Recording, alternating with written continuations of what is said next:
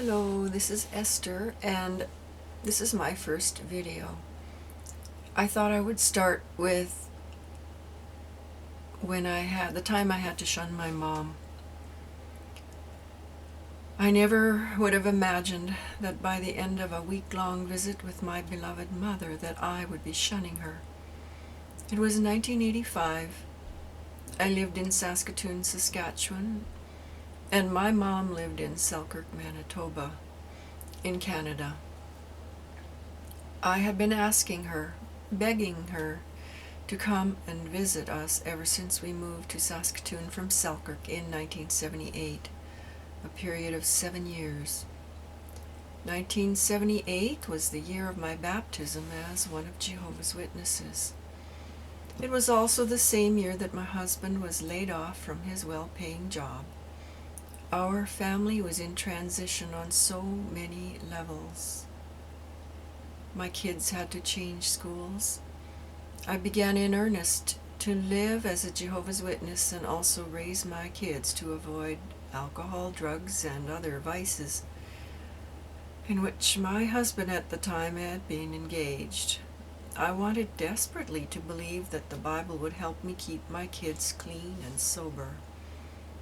It's also the same year we moved to Saskatchewan, new to me, but it was my hubby's home city, Saskatoon. Until 1985, I had returned to Selkirk and visited my mom on a few occasions, but she had yet to visit us. Obviously, she was hesitant to leave her new husband, Alex, at home, alone, because he suffered from a medical condition. Naturally, she wanted to make sure he was in good hands if she came for a visit. It would be Mom's first time ever in Saskatchewan. So Mom finally arranged for a trustworthy family friend to look in on Alex while she was away.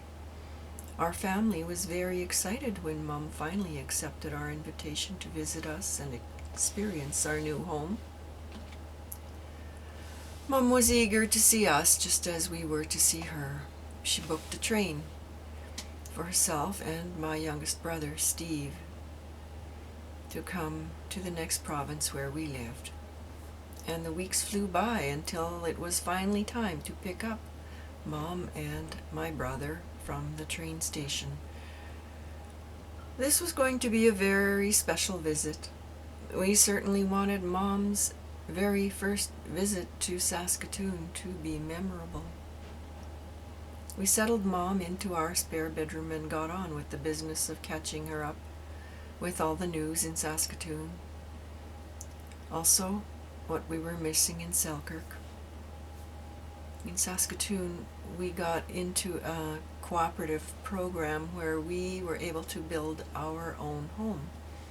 And so that was a first for us, and that was very exciting.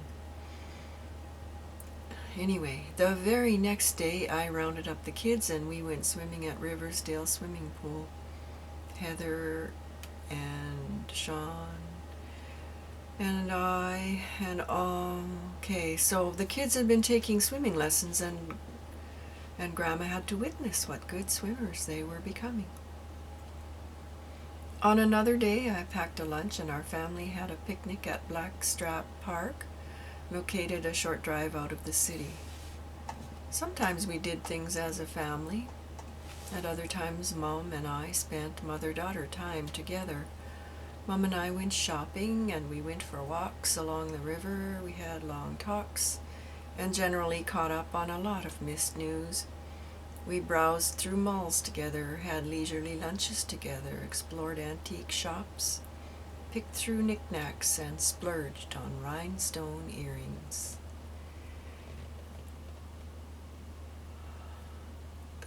Through Mom, I got to know my new stepdad, Alex, better and became certain that they were happy together. He seemed to love her. In fact, I think he adored her. What could possibly be wrong with that? I told her, I can see that life is so much better now than you ever had it being married to my father. Mom looked down and smiled contentedly, and I sensed my hunch was right. Okay, I went to the weekly religious meetings without my mom because she was disfellowshipped since about 1975 or 1976. She preferred not to attend, so she stayed home to get reacquainted with Terry while I attended with my children. I just knew God would have wanted me to keep attending meetings, set the right example, and win her back to the congregation. I was going to fix everybody in my family that needed fixing. Yep. So what went wrong? Mom got in trouble with the elders soon after she left my dad in the early 70s. It wasn't long before she met Alex at her new job in Selkirk. They began dating very soon after Mom officially divorced my dad. And that's when the elders judged her adversely. According to them, she was not scripturally permitted to date a new man. Not only that, she was not allowed to even divorce her husband, my dad, because he still wanted her back. Apparently, he had been writing her letters, begging her to come back. In other words, according to the elders, separation or even a legal divorce didn't count. Like they've overwritten the laws of the land. What the heck? She was declared an adulteress and subsequently disfellowshipped. Once disfellowshipped, everyone in the congregation was obliged to shun her.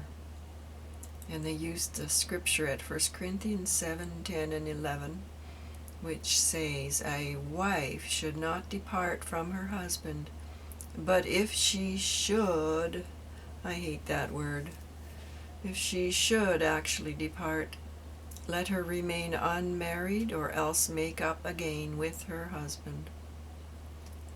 Well, I believed I didn't have to shun my mom. After all, she was my mother. She was my mother. My mother. Certainly, I was an exception, as I had scriptural obligations to my mom. I felt sure. The elders completely disregarded all the abuse she had endured during her nearly 2 decades of marriage to my father. I didn't think too much about it at the time, but deep in my heart, I felt the elders didn't make a fair assessment of my mom's situation. After all, she fled from an abusive husband.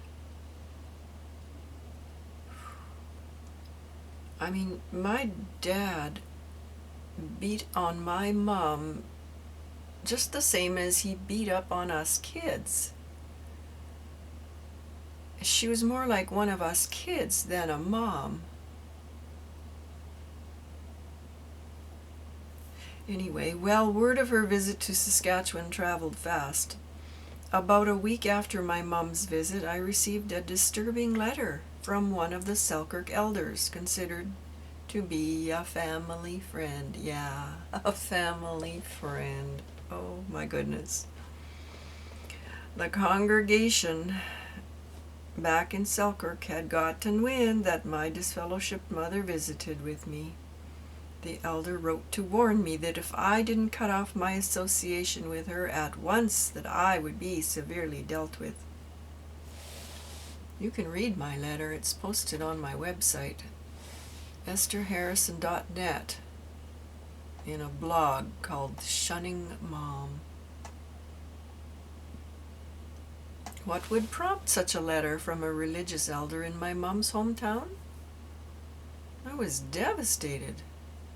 No one had a right to interfere with my mom's relationship with me like this. It was such a violation of my rights, I felt. I struggled alone. I couldn't discuss it with my husband. He wasn't a religious member, and he couldn't possibly understand the religious reasoning behind this type of treatment. I thought I could appeal to the elders in Saskatoon. Yet, if I dared to verbalize my questions and doubts, I would have been marked. That means I would have been watched suspiciously by the body of elders as well as anyone else who knew of the specifics of the situation. I didn't want to be known as a Doubting Thomas member, or I would have been frowned upon. Worse than that, anyone else in the congregation who knew of my doubts would have disassociated themselves from me. I couldn't risk that punishment, as I wanted to be known as a credible and respected member. I heard over and over again from the platform that members should have no doubts, so I dared not have any. If I told the elders to leave me alone, who would support me in helping my kids to stay clean and sober and not follow the example of their father? Besides, I really believed what the religion taught. After all, here I am in a spiritual paradise and there's nowhere else to go. I must stay at all costs. I can't be disloyal because this test is from Satan. He's trying to break my integrity. Us newly baptized ones, he always comes after us newly baptized ones. My integrity means my life. Well, my attachment to the religion was strong. Those sisters that indoctrinated me sure did their job. But still, my decision to yield to the elders' threat couldn't stop the unending questions of loyalty and love for my mom, or for the Watchtower Society. Both sides of the issue tormented me relentlessly. Oh boy. I recalled the first time I told Mom I loved her. It was when I left Terry in Winnipeg in 1973 during our engagement, after I discovered he was using heroin. I went to stay with my mother at her mom's home. That's my maternal grandma. My mom had already left my father. At that time, I vowed I would always tell Mom, or show Mom, how much I loved her. Abandoning her now would mean I betrayed my own promise to love her always. I further reasoned that since Mom lived in Selkirk and I lived in Saskatoon, why couldn't I just simply ignore the elder's letter and go about my business as if nothing happened? No one ever needed to know I had been threatened in this way by a religious elder. Then again, how could I live? How could I live with this ultimatum? I could leave the religion, but where would I go? Where would I go? How would I explain leaving the religious organization to my kids? This religion has the truth, doesn't it? That's what I'd been telling my kids ever since they were little. This is the way I should live, isn't it? There goes that should word again. Ugh, I hate that word now so much. Well, that's when my ego took over and spiritualized the problem. That means I fell into a spiritual trap of sorts. The religion taught that when someone leaves the faith family, that unscriptural action cannot be tolerated in the congregation. It is a mortal sin to leave the religion, a condition where I would be treated as dead. Leaving the religion was the same as leaving God, to their way of thinking. On the other hand, the religion taught that if I had enough love, Shunning Mom could bring her back into the religious fold and I'd be saving her. Oh boy, oh boy. Directly from the Kingdom Hall platform, how many times had I heard the admonition about the spiritual benefits of shunning? Rhetorical question. Countless times I had heard talks about the benefits of shunning. I knew that protesting would be futile. I wouldn't get very far because the entire organization was tuned against dissent. Thoughts of simply quitting the religion terrified me. I would lose the friendship of Rhonda, Cheryl, and Joyce. My life would be altered forever. I'd have no friends and no one would speak to me. My kids would be hurt and disillusioned. they'd lose their friends too. I would be devastated on so many levels. Since I believed this was the only true religion, God expected me to do the right thing, and obey the elders, who were his representatives on earth, after all. Oh boy. Any disloyalty to the organization was synonymous of disloyalty to God, and would certainly come back to haunt me. Pardon me. Back and forth went my self-accusations all day long. Most of my nights were spent in restless wakefulness besides. It was psychological torture, and I couldn't stop it.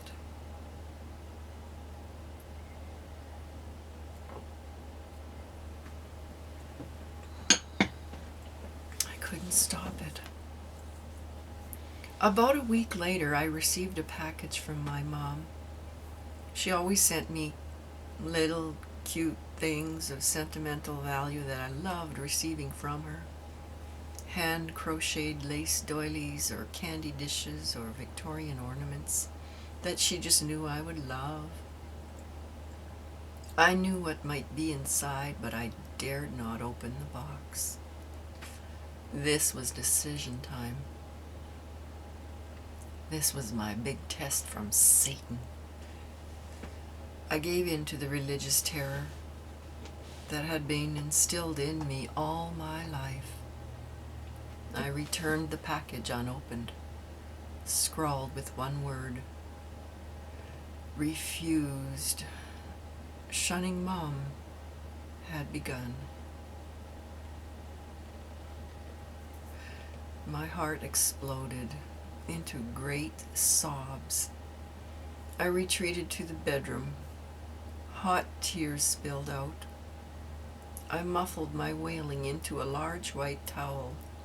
My face emerged only long enough to gasp for another breath. My heart was breaking wide open. I couldn't ever let Terry know how my imposition of this strict rule on myself affected me. He would think I'm crazy. Well, crazier. The shunning was the right thing to do. I was compelled to shun my mom. It didn't matter what anyone else thought, or even what I really thought deep down in my own heart. The elders issued the orders. They quoted the scriptures, and I was obligated to shun, or I would be disfellowshipped and shunned just like my mom. This was a test of my trust in God. Of course, my children saw what I did. They watched me shun my mom. They believed that I always did the right thing because I told them it was the right thing to do. I told them it would help my mom come back to the organization if she really loved God and loved us enough. She would repent from her sin and tell the elders she was sorry. Oh, I was so naive. Somehow, Terry found out what I had done and was very disappointed with my treatment of Mom. When I left home in 1971, I left the family religion. Terry knew my history with the religion. After my marriage in 1973 up until 1977, I never bothered with it. But after having a couple of babies, when I again renewed my studies with the Jehovah's Witnesses in 1977, he kept hoping I would drop the entire idea of retaining membership in that religious organization. He hoped I was on a tangent, which was only temporary until he got me out of Selkirk onto his home court, Saskatchewan, and away from those people. But such was not to be. Jehovah's Witnesses turned up everywhere we moved. And now I had dedicated my life to this ideal. Oh, I was truly naive as far as Terry was concerned. He viewed my behavior as delusional. And looking back, I now know he was right. He was right. I was delusional. I thought, at some point, God was going to bless me for being such a faithful wife and mother. Under these adverse conditions, I was sure. Looking back, that false belief of future blessings for my faithfulness feels utterly delusional. I tried so hard to do everything just right by the group standards and beliefs. I hoped this would be the time of blessing not just for me, but for the whole family. Yet everything turned out so wrong. Instead of receiving blessings, I fell into a deep depression, or what I call my dark night of the soul. And it wouldn't be the first time. Somewhere I had lost my humanity, and it would be a long time before I figured that out.